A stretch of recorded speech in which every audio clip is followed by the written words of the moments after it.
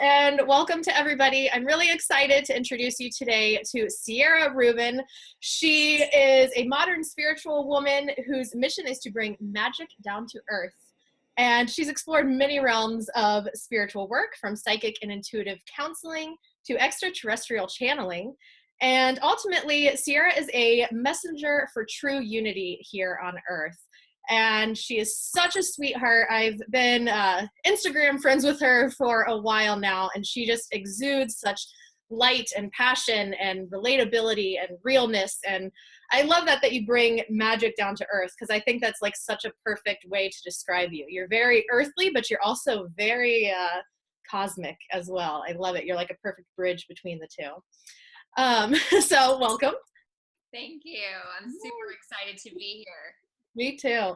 I can't stop smiling. I'm like, So I guess let me ask you a little bit about yourself and kind of how you got started on your own spiritual journey, maybe a little bit about your own spiritual awakening, if you want to go into that. Sure. Yeah, I'm happy to. So it's going on almost 3 years ago now, which is really not that long ago, that I was interested in astrology, but I was still very much plugged into the kind of unconscious normal world. And I was open to spirituality. I have an aunt, my mom's older sister, teaches Tantra. So I've never been close to the subject. I'd never had a psychic reading or anything of that nature. So a good friend of mine who also is interested in astrology, one day, February of 2015, invited me to go to a local psychic fair. And I went to the fair and sat down across the woman who was reading auras. And she looked at me and gave me this kind of look, and she's like, "You've had some experiences." And I said, "Yes, there's a couple that I remember. One when I was 13, it was almost like an accidental mediumship that happened. And then one when I more recently, maybe a couple of months before that, the psychic fair, where I had actually seen an apparition and had it confirmed and validated by someone else seeing it on a completely separate occasion." So I told her about this, and she was like, "Well, this is who you are. Like, you're meant to be doing this work. You're going to be teaching people about these things." And I was like, "You're talking to me right now? Like, I work for a chamber of commerce. I am in a super corporate job. I'm checking all the boxes of things I'm supposed to do. What are you talking about?" But something really deep inside of me was really lit up and really excited.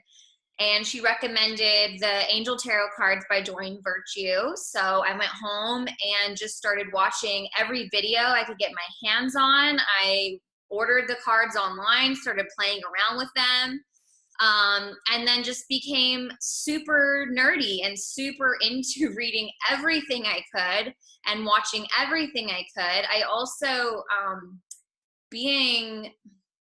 I realized very quickly that walking my talk was going to be very important. And so I put myself through, I wouldn't necessarily recommend this to anyone, but it was effective. Sort of a healing gauntlet. I really started digging for the shadow, and I really started to face my stuff and deal with all of my issues and the reasons why I had certain behaviors that were unconscious. So that's really how it began, was just a spark, and then my Gemini mind going wild with all of the informations and the healing journey. Awesome. I love that you just like went all in. You're like, this is it. I'm doing it. I love it. And it does seem like it doesn't always have to be some like major life-changing moment for people to be like, for something to light up within them. But it does seem like as soon as like something is sparked within people, it's like there's no turning back after that. I love it. Yeah. And it made me feel a little bit of fraud syndrome for a while, because I had this idea from what I was reading that I had to have, like most people had some hugely traumatic event that led to their awakening. I mean, I did have sort of a political awakening initially, and was awakening to all of the corruption and things that were going on in our country. And that made me feel, or I took on a lot of fear because of that.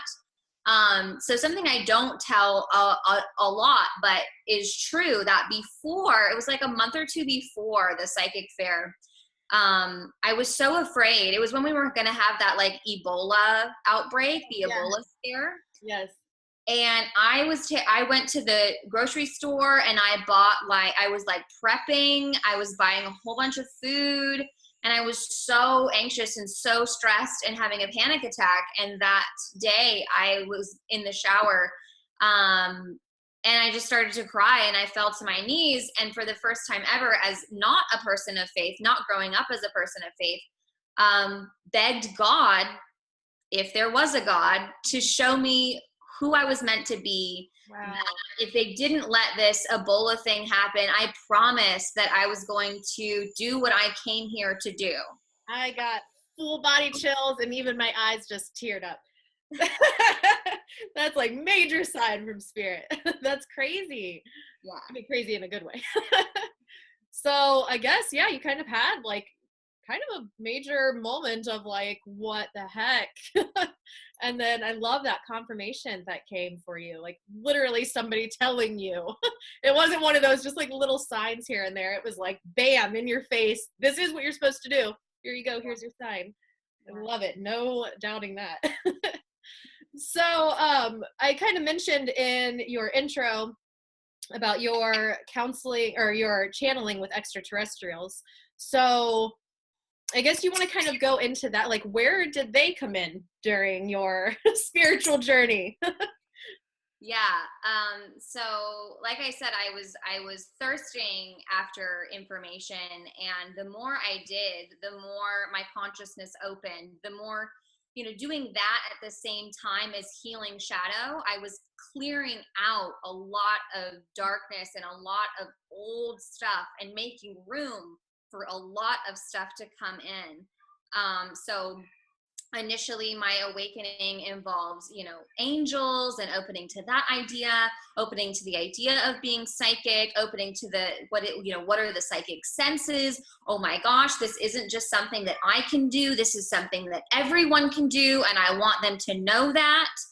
And just the more that I opened, it kind of found me. And it just started to come my way with certain emails that I would be getting, or certain videos that would pop up, and I'd be like, that's weird. And I haven't been closed to the idea of extraterrestrials. I mean, if you think about the statistics, just from a logical standpoint, from a solar system standpoint, or a galactic standpoint, it's kind of statistically impossible that we would be the only ones. Yeah. So I was open to the idea that they existed. And once I opened to the idea that I could be communicated with by angels, by ascended masters, by goddesses and the like, it kind of just felt like a natural next step on the awakening. And I was surprised to find that it was still kind of taboo in this spiritual community to be talking about those things or being open about those things, largely because of our conditioning. We've been taught through our movies and media that, aliens are either something to be feared or something to be ridiculed. And so I had never thought about it, but once it came along, and once I started opening to it and learning about through videos that would come up, I was like, oh yeah, duh, of course. Where did we come from? How did we come here? How do we question the nature of ourselves, and why are we different from all of the other beings on this planet? And it made so much sense.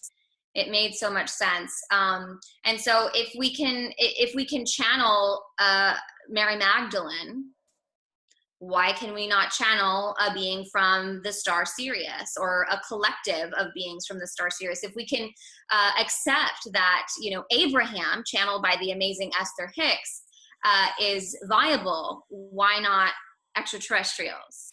Yeah, you bring up such a good point. You are actually one of the few people that I know that does speak about extraterrestrials and, you know, galactic life and all of these things. And it is so funny. It must just really be, like you said, our conditioning and, you know, what we see in the media and everything to like close us off from that, because like you make it sounds just so simple. Like, you know, if we can channel Mary Magdalene, why can't we channel an extraterrestrial? If we can connect, you know, mentally with each other here on Earth, why can't we connect mentally with another being?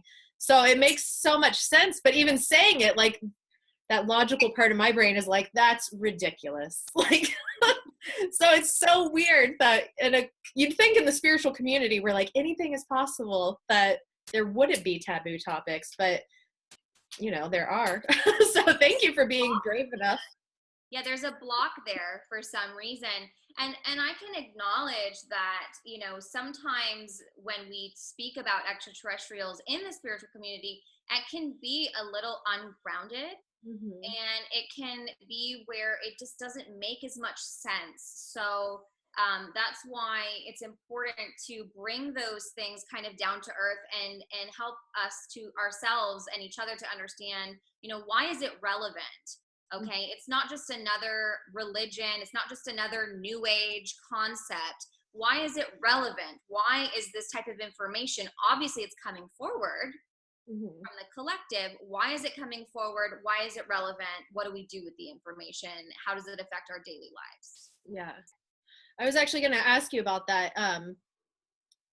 Like, why are they here? Why are they trying to communicate with us, and why are they trying to channel messages through people like yourself? Yeah, why do they care? Well, you know, we love this phrase, right? We are one. And we love to apply that in ways that serve us. And sometimes we have a little bit of a disconnect, right? So if we are one as a planet, we are one with the planet Earth. We are one is not subjective. We are one extends beyond just this planet into the other planets in our solar system, right? We are one with our sun, our solar energy. That's our masculine archetype within all of us. So if you just extend that a little further, we are part of the Milky Way galaxy. And we are one with all of those stars and all of those planetary energies within our galaxy. And if we are one and we're all connected in our evolution, right? If we reincarnate, or we are all incarnating now in different incarnations, why would we not be connected with these other beings, right? You think about ancient Egypt and you think about that stair-step evolution, you think about all of the hieroglyphs that are depicting certain beings and certain ships and very interesting things. You think about the fact that it's been proven that a knife that was found in King Tut's tomb was made of materials not found on this planet. And you say, oh, well, maybe we are connected to them in an evolutionary type of way. Maybe they have had a hand in helping us along the way. And it's a lot of maybes, and it's a lot of things like that, which is why it's a little ungrounded and hard to wrap our minds around. But the thing is that, you know, are we going to more easily accept if an extraterrestrial stops on our doorstep? Or are we going to have an easier time accepting it if it comes to us at a consciousness level first? Yeah, that makes sense. I think people would freak the hell out. If just suddenly, like, all these aliens were just walking around, people would be like, what the hell? That's hilarious. So I guess you're saying, like, obviously they're a lot more advanced than we are. So I guess kind of in a way would be like there are big siblings maybe, or kind of here to like help us and guide us, and hopefully we don't screw everything up. Sure, our guides, our spiritual parents, but I don't want us to get it twisted in thinking that they are an authority figure.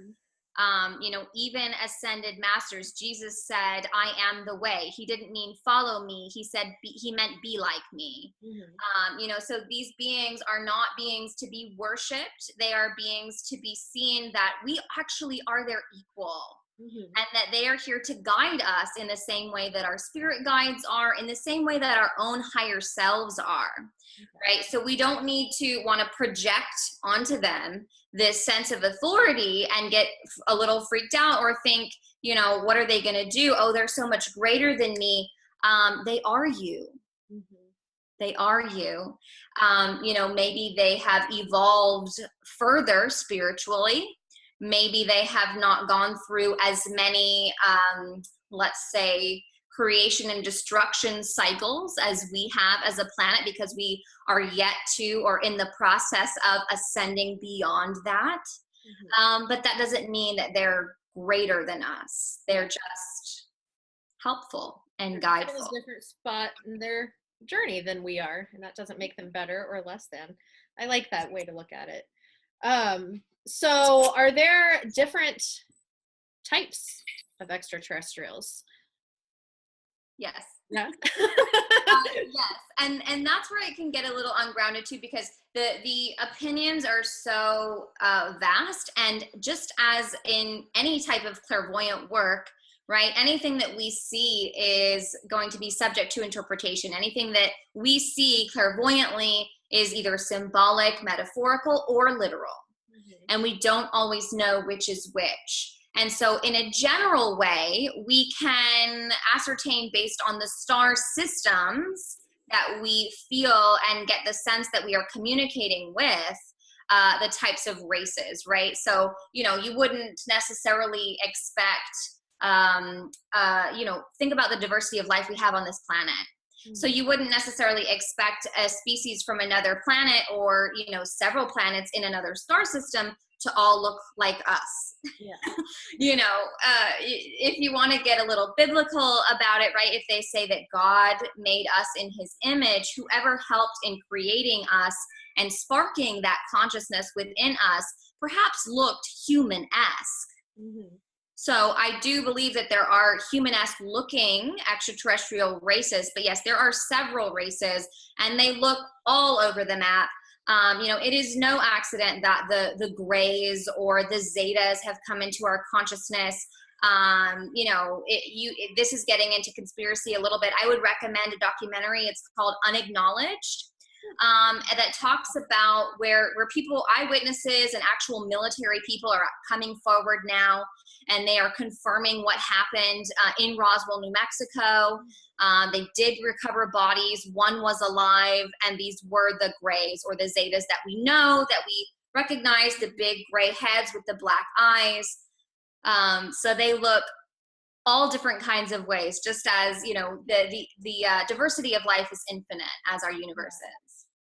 I think that's another thing that kind of freaks people out, is like it just keeps going back to the unknowing. Like, what do these people look like? You know, when we think of goddesses and ascended masters, they're in our image, and so it's easier to relate to them. But when it's something that looks like, you know, the gray alien that we see in movies, it's like, ah, you're so different from me. And that's our humanness, to fear what is different. Yes. So I guess it's about breaking through that fear and just accepting that, you know, beings can be different than you, and it's still okay.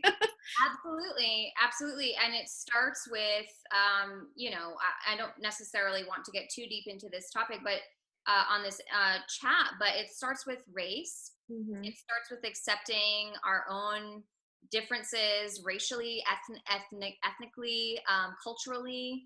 Mm-hmm. As human beings, you know, we need to be able to accept each other on that level before we would be able to accept a Zeta Reticuli gray alien walking into the room. You know, imagine, say, if praying mantises, for instance, the praying mantises that we love and symbolize peace and meditation on our planet, imagine if they were human-sized. But they still symbolized peace, and they still carried that energy of love and inner peace and inner knowing and quietness and stillness. But they were 6 feet tall. Yeah. That would still be terrifying. It would be a little bit, yeah. But they'd still be loving. Mm-hmm. So do you think once we as human beings are better at accepting each other and not fighting with each other so much here on Earth, once we are finally, you know, connected and awakened, will the extraterrestrials at that point feel they can make their presence more known and available here on Earth? In a physical way, yes. Yeah. That seems more viable than that. Like if they landed right now, it's just like you said, people would freak out. We would get defensive. We would probably shoot first. Everybody's seen Independence Day. You know, so that is the one of the collective feelings about extraterrestrials. A great movie to watch if you're curious about this subject and you don't want to see it from such a fear perspective is Arrival with Amy Adams. You know, they are afraid, but they are not firing their weapons. They almost do, but it's a much more, I believe, balanced way of dealing with contact, seeing that in that movie. But yes, that really is the key, is for us to unify as a human race to become the type of race that would be able to enter into a more greater galactic society. Yeah. I think it's so exciting. It's like to think of the possibilities. I mean, they have so much that they could teach us and that we could, you know, help each other, I think. Do you think, is it, because it kind of seems like it might be a little bit of a one-sided relationship where they're trying to help us. Do we help them in any way? Or are they just kind of here to like help us, like, oh, these poor little things, let's help them along? Or are they learning from us as well? So from what I understand, it is a two-way street because, you know, we here are incorporating such intense themes. And from what I understand, we are such a, I don't want to say it in a food way, smorgasbord. We are such a, just a conglomeration of so many different races. So the DNA of these different races are interacting with each other on this planet through us. And so we are helping them heal karma that they have incurred between their own races and between each other. And also because they are our genetic parents in a way, if you will, their evolution is directly tied to ours. So how we do is how they do. We are a reflection of them. Okay. In the same way that they are a reflection of what's possible for us, we are a reflection of many of the shadow aspects of them. We are also a reflection of many of the light aspects of them if we allow those things to come forward. I like that. So basically kind of like what we heal in ourselves, we're healing in them as well. Which actually somebody just tagged me in a quote that basically said that exact same thing yesterday, now that I think about it. That's funny. That's beautiful though. I like that. Yeah. So if somebody wants to, they're like, this is amazing, this is great, I want to work with extraterrestrials, how can they, you know, start working with them, and how do they know that they are actually working with an extraterrestrial? Yeah. So there's a few things. Number one, I would say, do the shadow work. That's always what I'm going to say on any journey. You know me, you know, walk your talk and be authentic and face the reasons why you're afraid. Face any reasons why it might make you feel superior to be connecting to extraterrestrials. I certainly had to face some of those as well.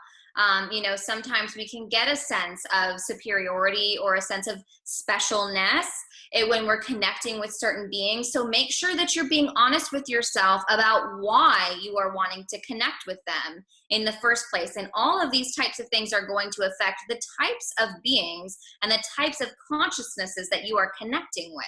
So if you're wanting to connect with consciousness of the highest good, angelic type consciousness, meaning 8th dimensional consciousness or higher, or even, you know, in the 5th to 7th dimensional level consciousness, you want to face those shadows so that you are opening yourself to the highest possible vibration. So that's step one.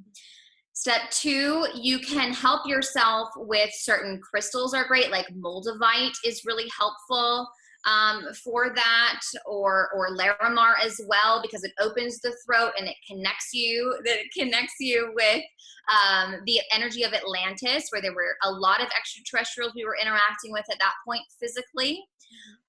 So you can use that, and meditation, just the power of intention. The simplest explanations are often the right ones, right? So or the most effective. So the power of intention. You intend to connect with beings. You intend to connect with the beings and the extraterrestrial archetypes that are within you, within yourself, because we are all made up of all of this DNA. So the very first place to go is always within, not out there as you would think.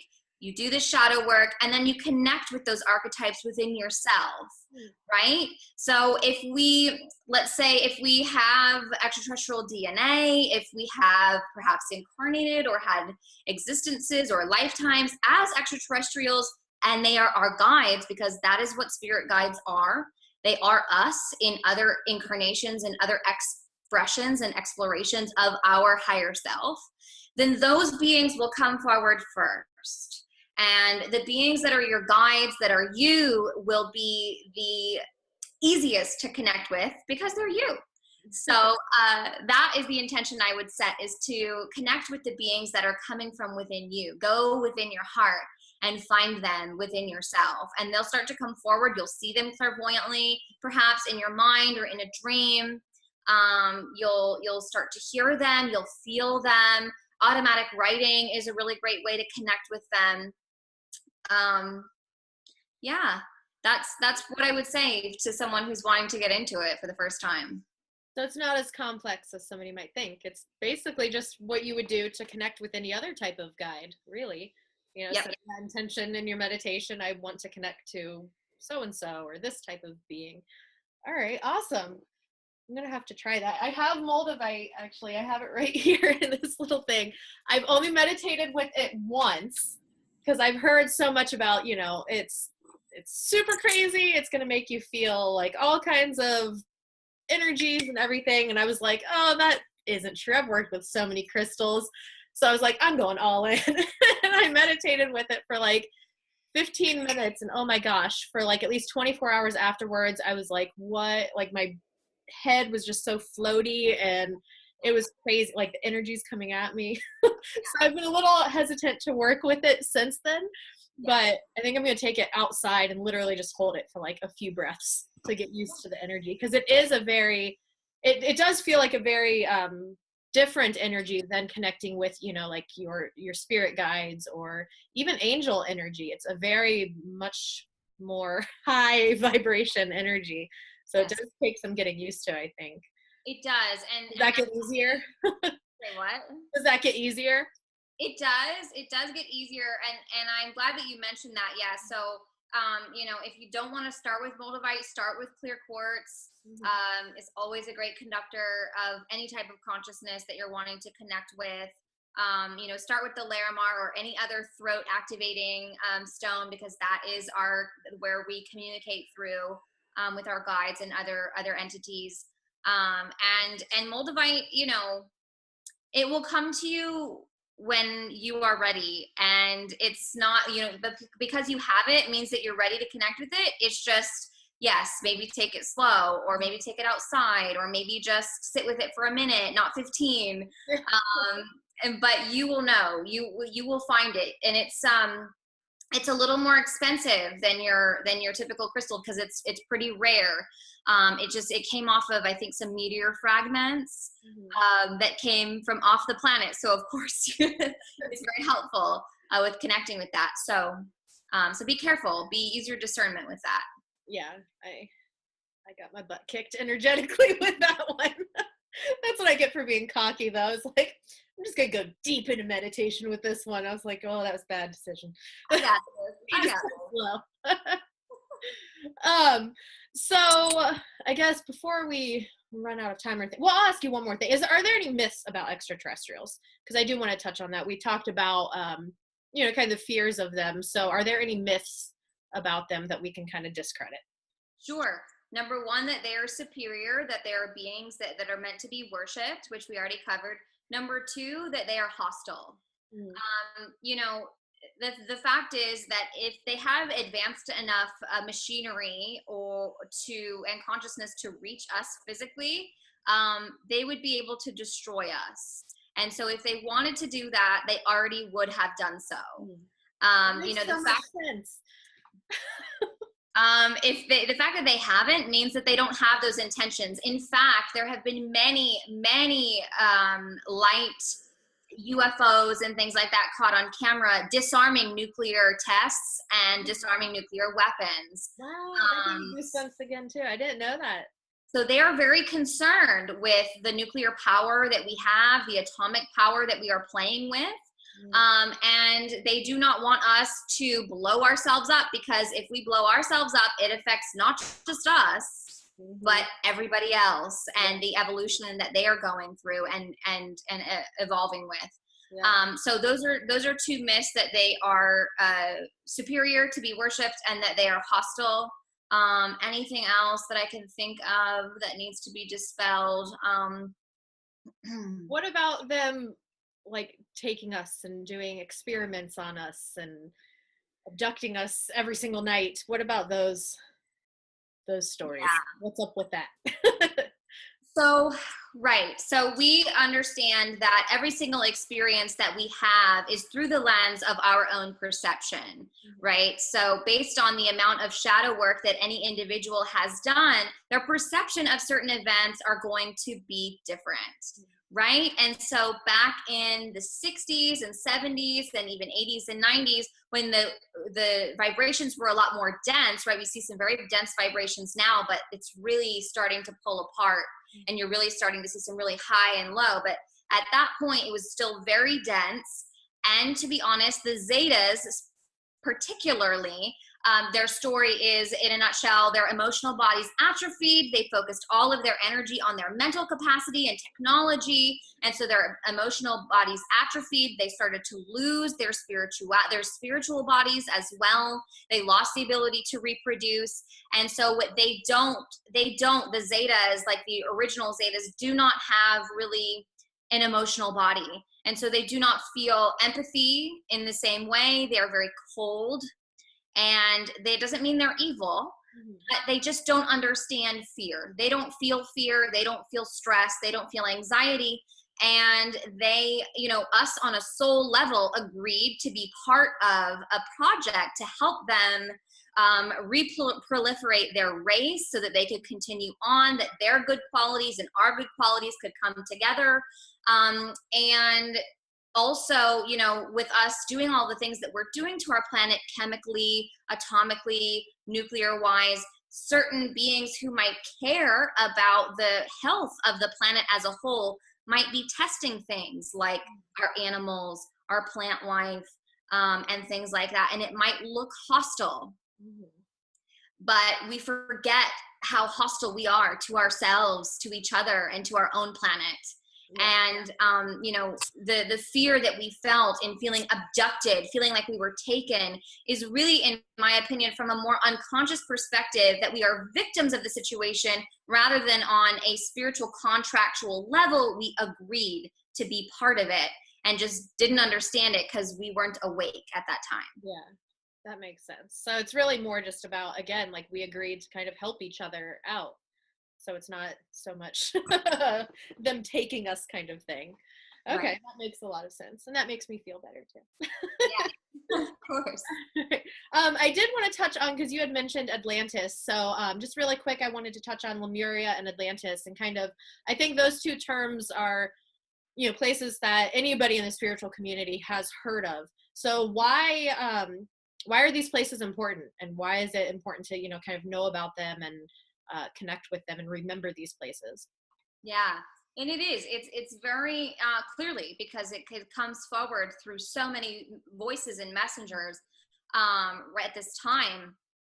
That was our last destruction cycle, our most recent linearly, but also cyclically. That was our last destruction cycle, was the fall of Atlantis and Lemuria.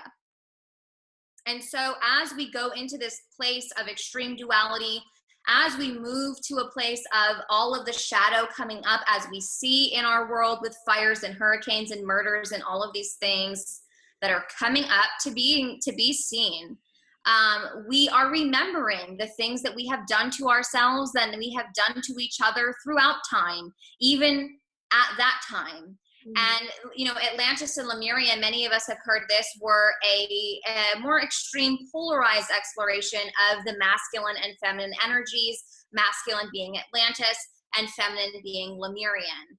And so now with the rise of the feminine, after the kind of not death, but waking up to the patriarchy, we are being given the opportunity to integrate those two energies in a much more holistic way so that we don't repeat what happened with Atlantis and Lemuria. And so on a very simplified level, that's why it's important, is because we are remembering all of these things about these two civilizations, remembering our incarnations there, remembering what happened there so that we don't repeat it.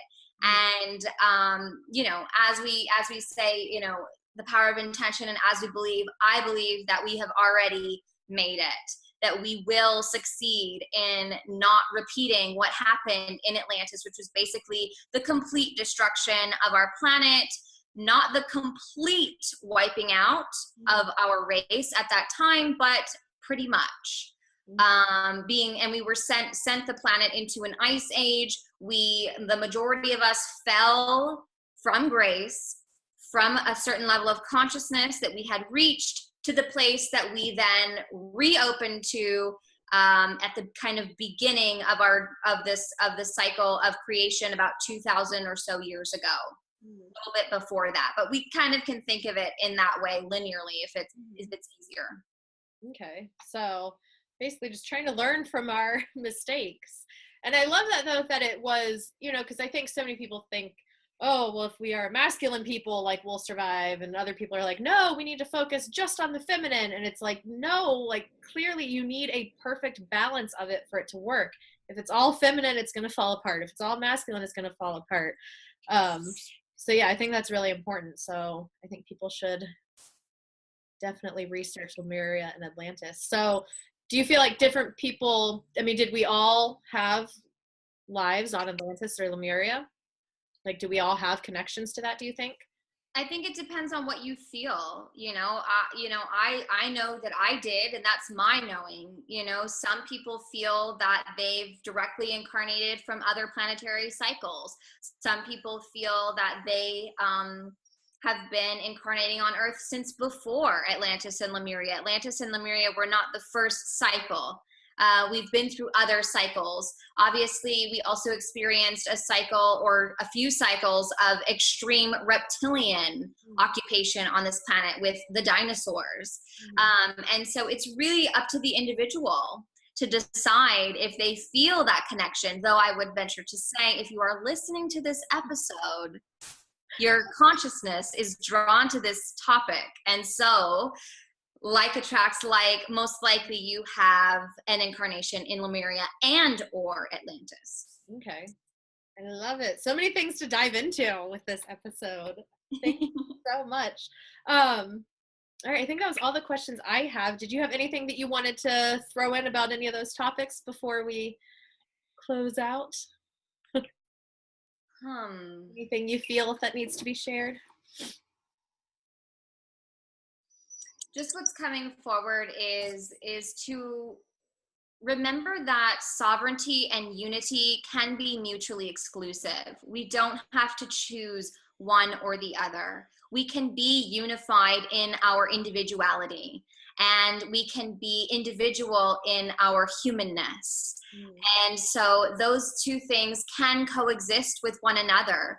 Just because we are opening and allowing for the validity of intuition and emotion doesn't mean that we are throwing out logic and technology. We can integrate those concepts, we can integrate those ideas in our consciousness, and we can ascend or evolve, whichever term you prefer, because of that. So that was just a message that's coming forward, that both unity and sovereignty, they have a place together.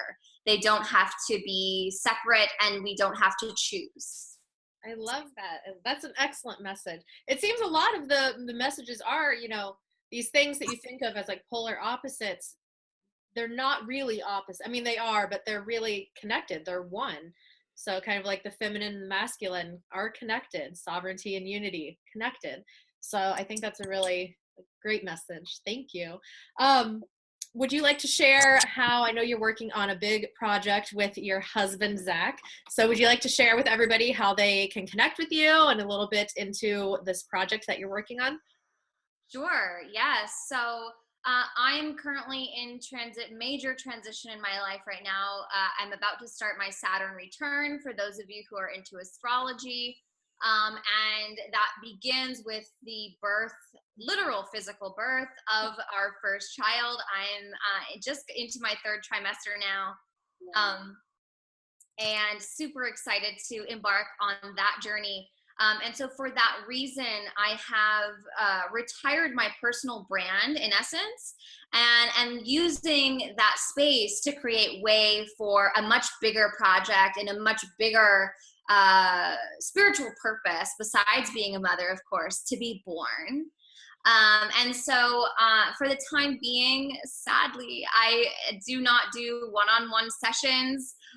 Maybe I'll do it again in the future. I will see what happens. But for now, I'd love to talk to you and your listeners a little bit about our new project that we're working on called Uniterra. Yes, please.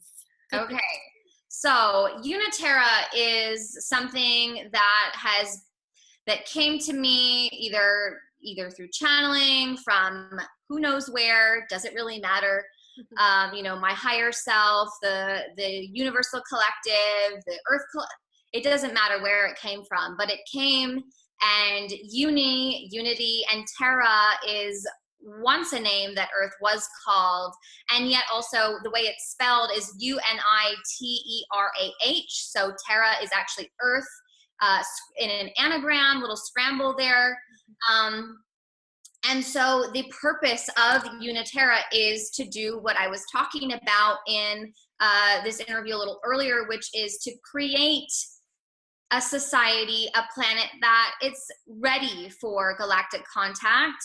And it's not so much focusing on galactic contact as it is focusing on uniting the human race, because that is step one. And actually that's the most important thing that we need to do, and that we are concerned with in this lifetime as light workers, as indigos, crystals, rainbows, whatever you label that you identify, that we love to label things as humans.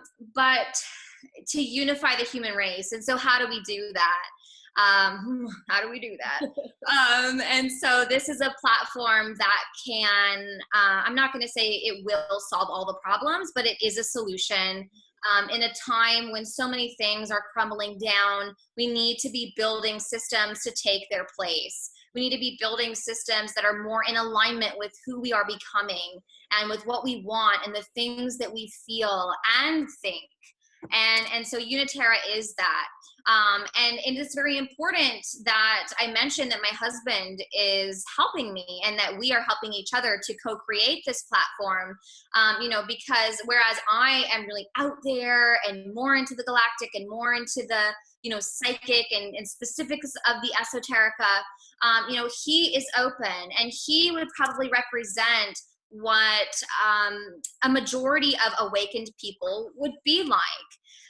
People who are awake, people who are open to new ideas and expanded consciousness, but maybe they don't care to build a crystal grid or play with tarot cards, or things like that. And we as a spiritual community need to accept that. First of all, I needed to accept that may not be what the awakening looks like, because everybody's sitting around with our malas and playing Oracle.